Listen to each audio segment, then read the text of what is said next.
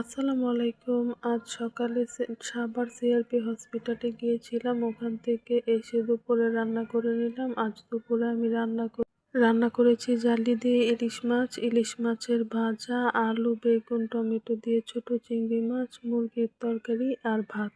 যেহেতু কাল থেকে রোজা থাকবো, আজ অনেক কাজ আছে, তাই অল্পই রান্না বান্না করে নিলাম। আর আজ ঘরের টুকটাক সব কাজ ছেড়ে রাখবো। এখন বাজে রাত 11টা, ঘুমিয়ে যাবো। তাই সেই সময় খাওয়া দাওয়া করার জন্য আমি ভাত রান্না করে নিয়েছিলাম আর ভর্তা বানিয়ে নিয়েছিলাম।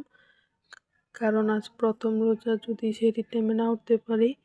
আর মাটির চুলাতে আমি আমার লুচনিগুলো ধুয়ে দিয়েছিলাম, ওইগুলোই শুকাতে দিয়েছি।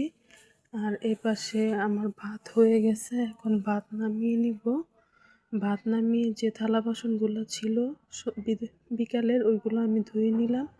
ধুয়ে এখন এগুলো সব গুছিয়ে রেখে দিচ্ছি। যতই গুছিয়ে রেখে আমাদের রাস্তার পার বাসা হওয়ার কারণে অনেক বেশি নোংরা হয়ে যায়, তারপরেও চেষ্টা করি গুছিয়ে রাখার। এখন আমি ভাত নামিয়ে, যেহেতু কাল রোজা, তাই আজ আমি অনেক কিছু ধুয়ে দিয়েছিলাম। এই পেঁয়াজ রসুনের জালিগুলোতে পেঁয়াজ রসুন রেখে দিব।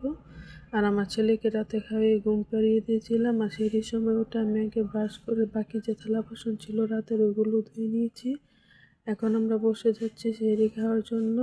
আর আমি কাচের কোনো বাসন নামাই না, আমার বাচ্চা অনেক দুষ্ট, তাই আর আজ তেমন কিছুই করিনি। রাত সেহরি খাওয়ার জন্য ভর্তা ভাত আর জুবাইরের আব্বু খেয়েছিল গরুর মাংস দিয়ে। আর আমি যেহেতু এগুলো খেতে পারি না, তাই আমি ভর্তা ভাত দিয়ে খেয়েছিলাম সেহরির টাইমে। আর সকালে উঠে আমরা সেহরির টাইমে খাওয়া থালা বাসন ধুয়ে আমি আমার ছেলেকে নিয়ে স্কুলে চলে যাব। এসে বাকি কাজ করব, যেহেতু আজ থেকে রোজা, আর তেমন কাজ নেই, সব কাজ বিকেলে।